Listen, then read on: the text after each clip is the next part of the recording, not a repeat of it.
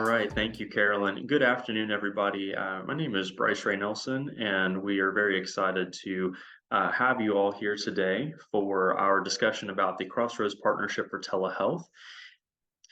I have been with IRHA since 2018 and serve as the program director for this program. In my time with the IRHA, I've also been with the Indiana Rural Schools Clinic Network, the first iteration of the Crossroads Partnership for Telehealth, as well as the Upper Midwest Telehealth Resource Center and the National Consortium for Telehealth Resource Centers. Good morning, everyone. My name is Micah Cassahoon. I joined the IRHA team in 2019. I focused as a data coordinator and then started diversifying my efforts into being also a program coordinator alongside Bryce. And up till now, I've worked with the Indiana Rural Opioid Consortium, Healthy Start, and then our Crossroads telehealth program up till now. And then I was also involved in the community paramedicine grant in the 2021 to 2022 period. So going from starting with Crossroads 1.0, that's where everything really kind of started with in 2018. And from there, we really focused on a hub and spoke model. And ideally, the whole point of it was to really establish a telebehavioral health focus. And we just wanted to reach these shortage areas that existed in rural Indiana and focus on the mental health component. And from there, we wanted to provide stipends, evaluation support, and also just the overall implementation of the grant. And we also made sure to utilize data in order to show the need for telehealth and how it diversifies access and just provides ways to remove certain barriers for patients when seeking the necessary medical care that they need. So up until now, we've had about almost 1,400 telehealth patients with 4,300 telehealth encounters, and this is through 5 partner sites. And then moving into that, we had our Crossroads 2.0, which was our year 3. And from there, it's just an extension of what we started with in 1.0. And again, we did the same. There were similar elements related to that, including the evaluation support, stipends, and again, the implementation of the actual program. And so with Crossroads 2.0, we really focused more on the Tele-Stroke component, and that involved tele-neurology consultation, tele-trauma, and tele-EMS services. And then we were given the option to also incorporate telecardiology services, but for the purposes for our grant, we really only focused on the Tele-Stroke component. And so because of the niche level focus of Tele-Stroke, although it's necessary, we saw, not as many patients, but still it was a significant number in this area. So we had about 142 stroke patients with 760 encounters over across 5 partner sites as well. So to give you all a very brief history of how Crossroads 2 came about, HRSA released a grant opportunity, and we were able to write for that in April to May of 2020, and we received the notice of award in August of 2020.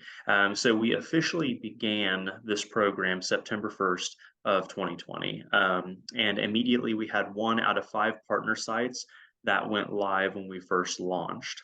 And so when we were first deciding how to set up this program, we first wanted to identify and confirm our partners throughout the state of Indiana. From there, we worked on identifying physician networks. And so diving a little bit deeper into this, what this is talking about specifically is that when we have critical access hospitals or rural hospitals, a lot of times services such as neurology are not as in high demand as they would be in an urban hospital. And so financially and feasibly, it doesn't really make sense for a hospital to have an employed neurologist on staff 365 days a year. And so by bringing in these as needed physician networks, this allows the hospital to still provide that service to their community. And so we went through, we identified a few options for our partners to consider, and each of our partners does work with a physician group or physician network to provide these services. We then looked at equipment needs and worked with each hospital to have that discussion. And then we, of course, went through and discussed data collection metrics and methods. And we had that discussion with every single one of our partners and really worked to troubleshoot to make sure that that method and that process would work well for their team as well as ours.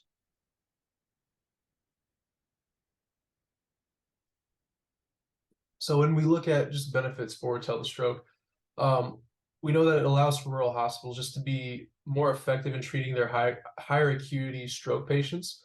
And this also helps them reduce their transfers and the bill for services rendered, including they also allows for expansion of their services offered to local community members in general. Again, this was kind of the whole point of reaching out with this grant, is to really create a home base for individuals to keep everything local so that they can, which helps with um, drive times just to get to the facilities that they need to get to.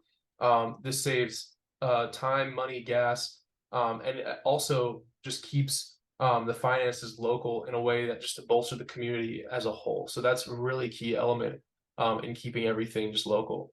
And then also, as I said before, it just saves a lot of time on travel, which is huge. If your patient population can't even reach the necessary services, that's just another barrier that is impeding progress in the area. So this was really great. It was just really helpful and ideal just to implement Tele-Stroke, and the benefits greatly and positively impact the choice to engage in this form of care. And so, as with any program, there were a number of challenges and barriers that popped up. And I would say the biggest one was at the very beginning. Like I said in an earlier slide, we started this program on September 1st of 2020. And if you all remember that, that was the height of the COVID-19 pandemic. So I personally don't recommend starting a program in the middle of a pandemic. However, we were fortunate to be given this opportunity because ultimately it expanded our hospital's service lines at a time when it was very much needed.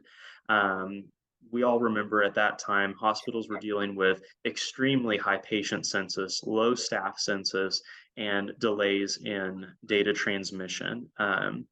But we at the IRHA have been extremely fortunate to have amazing partners on this program that just continue to work through those barriers, those challenges, and got this program up and running. And we are just absolutely amazed at the work that they have done. As I said earlier, we did have 1 out of 5 partners that launched immediately when the program started. 2 additional ones faced provider licensing challenges and some contractual negotiations, but they still launched within that first year. And then our remaining 2 partners launched at the end of our second year in action. And so regarding the data that we were involved with, we had the classic demographic information, just patient name, date of birth, insurance status, a lot of the classics that you see when collecting data, just in general, for whether that be any program that's related to healthcare.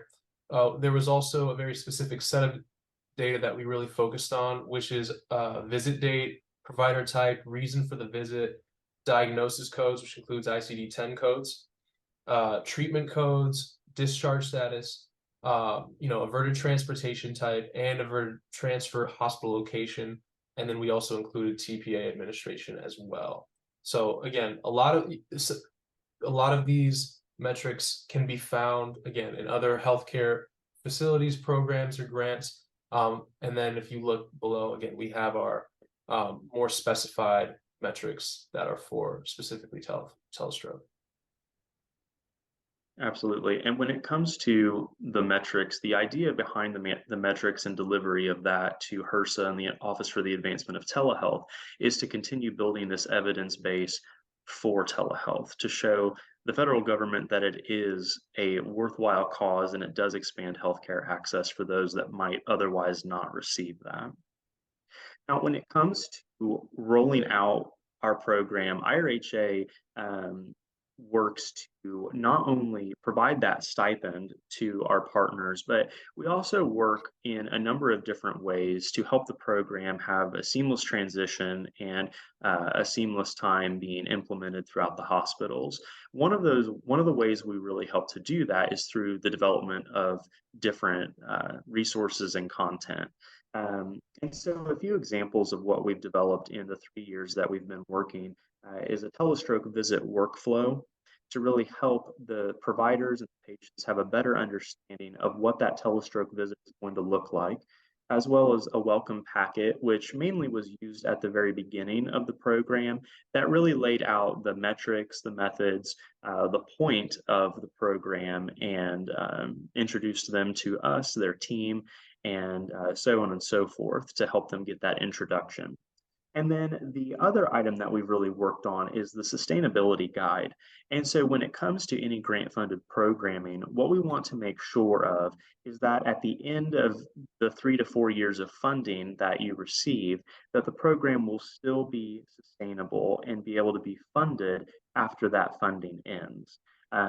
And so we went through and we developed several strategies, answered frequently asked questions, and put all of that into a guide that was then sent out to our partners so they would have a better idea of what sustainability might look like for them in their community.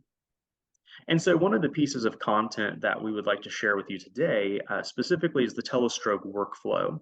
And so what we wanted to make sure we did with this is that we wanted it to be bright, we wanted it to be colorful, engaging, and really draw attention. So a lot of times we're going to see this, hopefully around the emergency room, sometimes in a patient room, in a physician's lounge. It just has that layout of what both the patient and the provider are going to be experiencing during this visit. And so as you can see up here, it says patient and it talks about the patient presenting to the emergency department, receiving the proper tests, and then ensuring that all the proper information is sent over to the tele-neurologist for a seamless consultation. And this would include the information such as last time of normal behavior, imaging performed, imaging results, current vital readings, TPA, eligibility, and so on and so forth. From the side of the office, staff nurse, or telehealth coordinator, this is guiding them through what it looks like to prepare the patient for the visit. And so we're just confirming the wish to consult with the provider, if there's any clarification needed on that, any need to obtain consent documentation, verifying insurance, making sure that there's proper connection to the Tele-Stroke platform as well as the patient's identity, and then educating the patient and the family as needed.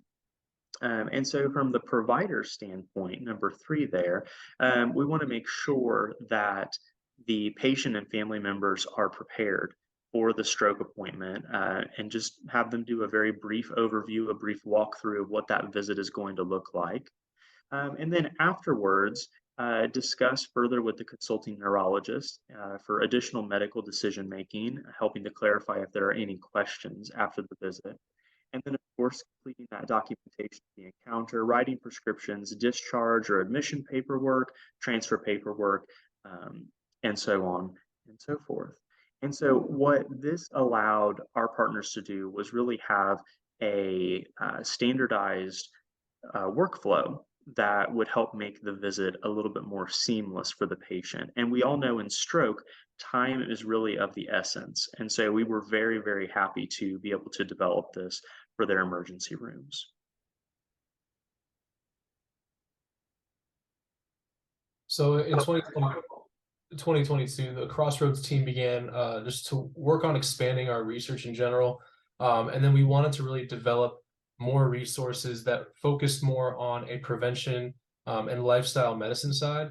And a lot of things tend to be skewed to more of a treatment focus, but it's always nice to have that balance just to diversify the types of literature that are out there to kind of bring a more holistic approach to just healthcare in general. So again, prevention and lifestyle was our focus because there's a wealth of treatment information out there that's really helpful. So we really wanted to allow to provide information to our patients, and just to, these rural areas, that you can take certain elements of healthcare into your own control, and you can be able to, live life in a way that's healthy and beneficial to you. And again, putting more power into the patient's hand just to kind of take control of their own health is a great way to get that patient buy-in, and to really encourage them, to take to see their health as a, really beautiful investment, and to kind of partner with the existing medical professionals in making sure they receive the best treatment plans moving forward. So now, to date, we've really pulled together a lot of information regarding stroke, diabetes, nutrition, lifestyle medicine as a whole, and cancer. Again, and the goal is to really push this, a positive lifestyle change that the individual can, really take a hold of for themselves, so that they feel, to an extent in control, and as if they're really, partnering with the medical staff to, benefit their health long term. Absolutely. And so when we talk about lifestyle medicine, the definition of that is that it's a distinct field of medicine that looks at treating the cause of debilitating disease. And as Micah mentioned, we are very much in the United States on a treatment-based healthcare system, where a lot of times we are looking at the problem after the problem has already developed, and we are looking to treat the symptoms of that problem rather than working years ahead to hopefully prevent the problem. And so lifestyle medicine is based on the following pillars, in no particular order. This is just how we listed them. Predominantly whole food, plant-based diet, physical activity, stress management and emotional wellness, sleep, which I know none of us get enough sleep, smoking cessation and avoiding risky substance abuse, and positive psychology and connectedness. And in other words, having a good social network and good social support at home. And so, why lifestyle medicine? As Micah mentioned, the idea of lifestyle medicine is prevention. And while this is still a relatively new emerging practice in the realm of medicine and prevention, it has shown to make an extreme difference in the lives of patients, even with those that have already developed a number of chronic diseases. And so ultimately, with the Crossroads Partnership for Telehealth, we are proud to be able to have this program in our hospitals and treat patients who have experienced a stroke or stroke-like symptoms. But the ultimate goal of healthcare is that we don't want patients to have to go into the hospital. We want them to be able to live their life without concern. And so we want to make sure that as patients are recovering in the hospital, that they are able to utilize this information, these resources that we've created, to make positive lifestyle changes. And hopefully through that, this would then prevent additional occurrences of their illness. And we do believe that prevention is the future for an effective healthcare system. We are very, very proud to feature this in our program. And, the United States is one of the countries that spends the most on healthcare and unfortunately has some of the worst healthcare outcomes. And so we do hope that by implementing this, that it will make a positive change and hopefully point us in the right direction for the future. So here's kind of little some snapshots of the additional resources that we've been working on. We've curated these, and I kind of just took a snapshot of the front page to kind of show the diversity of what we're working with. So obviously we have the prevention guide, the lifestyle medicine brochure, and then another brochure that's just really focused on nutrition. And we didn't want all of these just to look the same. The looks of the material really mattered to us, and we wanted to create eye-catching materials that were different and at the same time very informative and content rich, but also digestible.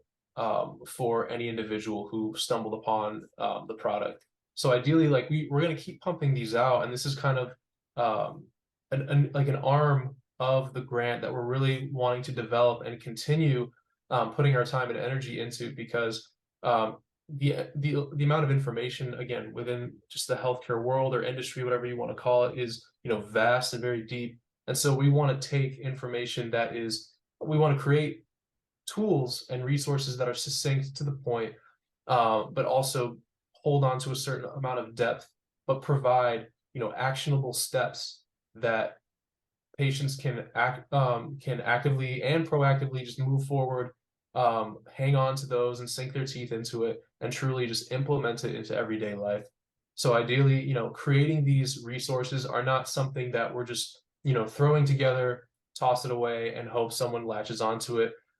There's deep purpose behind this, with the intention of having our partners distribute these, and have these on hand ready to go, to whoever walks into their offices, inquiring about specific health outcomes, or where the patient is at with their daily habits, different things like that. So again, these are to be made available to all of our partners, and with the intent to continue producing more, and continually diversifying and keeping them up to date, for the near future.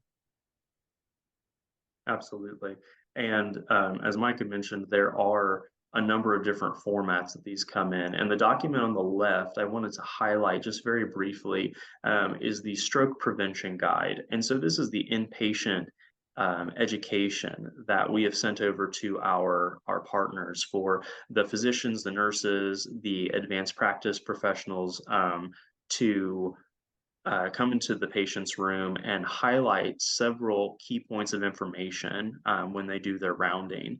And so all of these documents have been extremely well received by our partners, and they are very, very excited to get these into the hands of the patients. And so ultimately, we do believe that this will make a positive impact, and we are excited to see that happen. And so we do want to thank you for joining us today. We know that lunchtime is a very, very important time, so we want to thank you for allowing us to tell you a little bit about our program, our experiences, and our plans for the future. These are our email addresses on the screen. So if you have any questions that you're not comfortable asking in the group setting, please feel free to send us an email, and we will get back with you as soon as we can.